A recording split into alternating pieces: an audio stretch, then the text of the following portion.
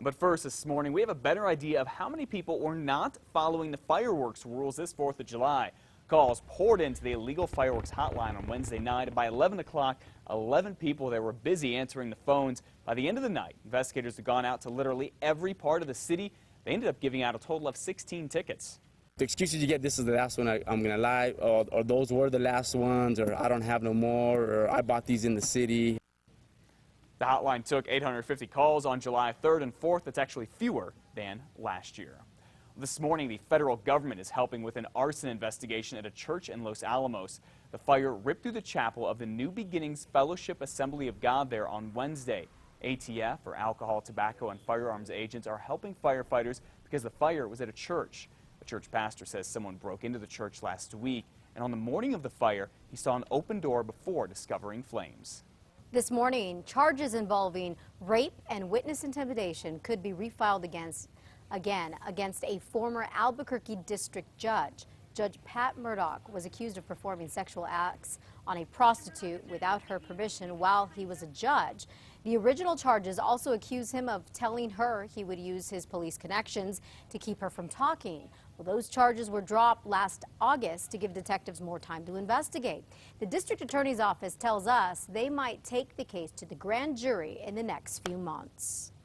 A motorcycle thief is busted, and cops say when they arrested the suspect, he actually gloated about his alleged criminal career. Deputies arrested Scott Veretto in a sting at Tramway in Indian School recently. They say he went to the Hinkle Family Fun Center parking lot to get a motorcycle that had been left there for him. But what he didn't know is that detectives were watching and waiting for him. Police say Veretto admitted to stealing at least 70 motorcycles and said it wasn't about the money. He apparently said he just liked the thrill of it all. Even though Albuquerque's red light cameras went dark last year, Rio Ranchers are still snapping away pictures this morning. We wanted to see how busy the cameras have been so far this year and found them, and speed vans caught more than 12,000 people breaking the rules, most of them at the two intersections with red light cameras at Southern and Unser and Northern and Unser. Generated approximately $250,000. And so that is the money that came back to the city of Rio Rancho. Oh, plus the accidents in that area are down 4% from when the cameras were not there. Well, a big issue on a busy street here in Albuquerque is becoming an even bigger problem this morning. People passed out drunk. Last month, officers started patrolling San Mateo from I-40 all the way north to Academy More after people started complaining about homeless folks there. We've learned that since then, officers have given out 10 tickets for panhandling, 18 for drinking in public, and 25 for trespassing. They also got help for 35 people who were passed out.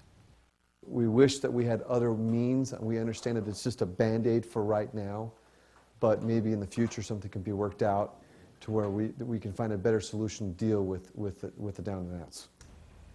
Police say people passed out on the street cost you, the taxpayer, hundreds of thousands of dollars every year for ambulance rides and trips to the ER. Officers are trying to send more of them to shelters and clinics before the hospital. Well, at 5:35, can you taste it yet?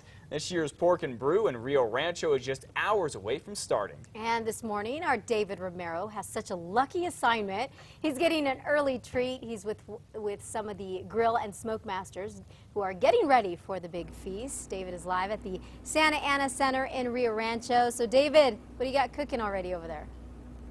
Well, just to let you guys know, I already got ready by making a hole in my belt with a nail.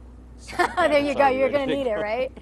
Yeah, exactly. And we are here at Mad Max's Barbecue, and of course we are lucky to be joined by Francis Montano this morning. Mad Max himself he even came out here, even though he said he does not a fan of the mornings, right, Max? Yes, sir. All right. Good morning. Francis, and let's talk about what you guys have been doing all night.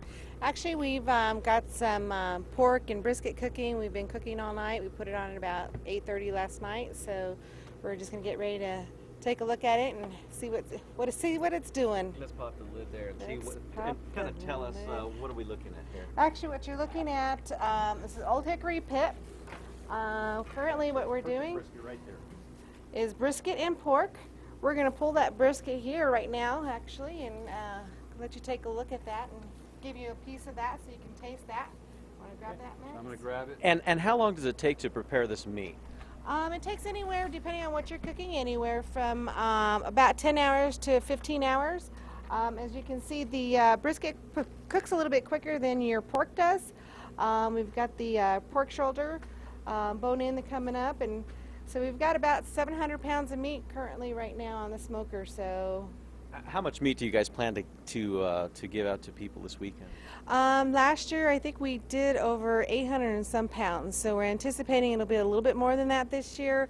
Alone we have 600 to 700 pounds in here right now. So we're just waiting to see how it goes. I'm getting that little rap cue in my ear, but before we go, I want to make sure and make my friends jealous back in the newsroom and take a bite of this here. You're going to give it to him with. This is very hot.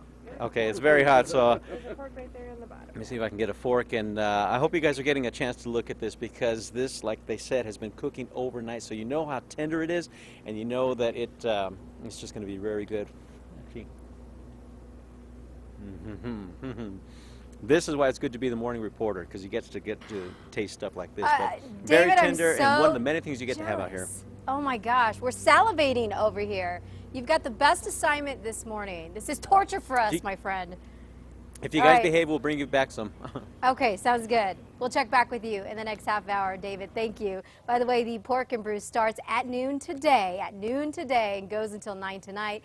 Then again tomorrow, it begins at 10 a.m. and runs through 8 p.m. And then on Sunday again from 11 to 7.